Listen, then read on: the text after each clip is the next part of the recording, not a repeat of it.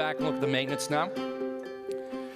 This is the second half of the application that, again, the manufacturer is providing to the customer. And it's a maintenance management capability, but it's a little different in its style.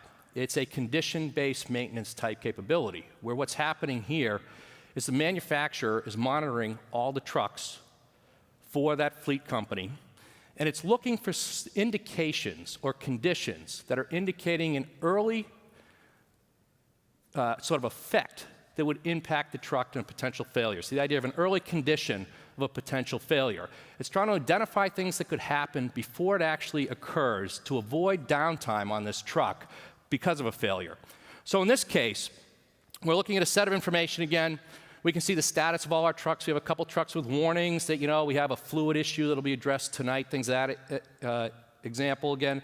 The idea being that, we want to find those things that are an indicator, make sure the truck doesn't fail, and address it as quickly as possible. So in this case, if we look at our truck that we have in Boston here, if we zoom in, we see it. It's in good condition right now. We can see down the bottom, it says it's okay, no problems. And what I'm going to do with our truck here is I'm going to go ahead and simulate an alert. And what this alert is doing, it is again going off and it's saying, I just found a condition on this truck. It's sending that alert to the manufacturer's service lifecycle management system, which is automatically diagnosing the problem. It's looking at that alert, it's looking at what could cause that alert, and then it may be communicating back with the truck again to get additional information to narrow down what the problem is. Then as a result, it comes back and says, okay, this is something that my customer needs to take care of fairly quickly.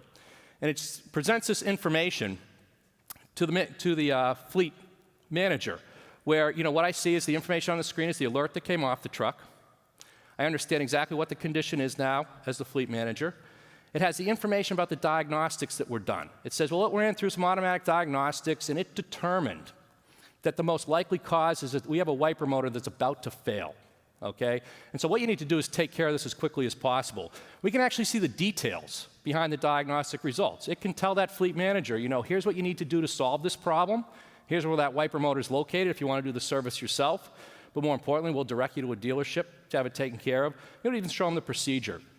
But in this case, what the application also does for the customer is it's tied in with the truck manufacturer's dealer network. And it says, well, I understand where your truck's going, and I'm going to calculate the best dealer location to get this serviced that'll cause the minimal disruption to the operation of this truck and the delivery of the freight on the truck.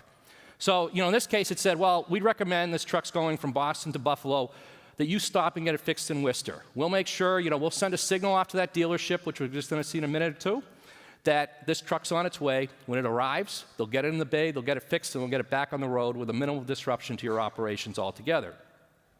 So that's a great suggestion. It would cause minimal downtime for the fleet manager. However, we're down in the seaport, and this truck happens to be loaded with fish.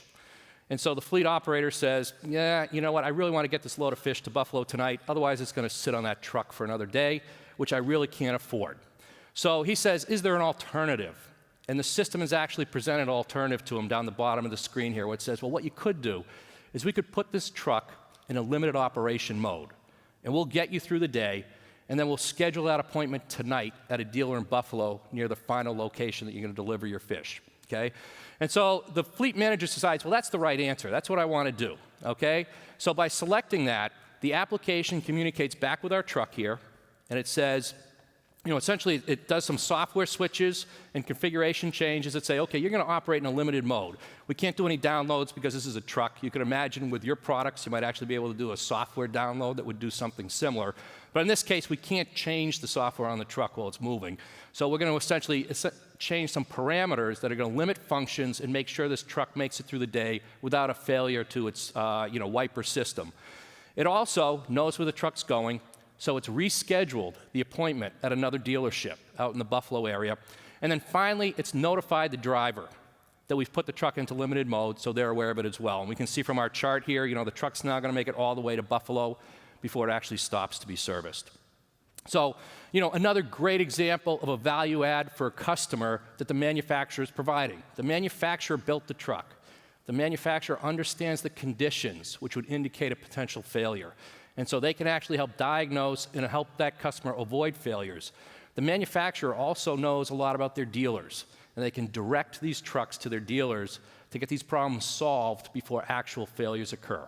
Huge advantage to both the customer and to the manufacturer as well, and the dealer, who's going to get additional business that we'll look at in just a minute.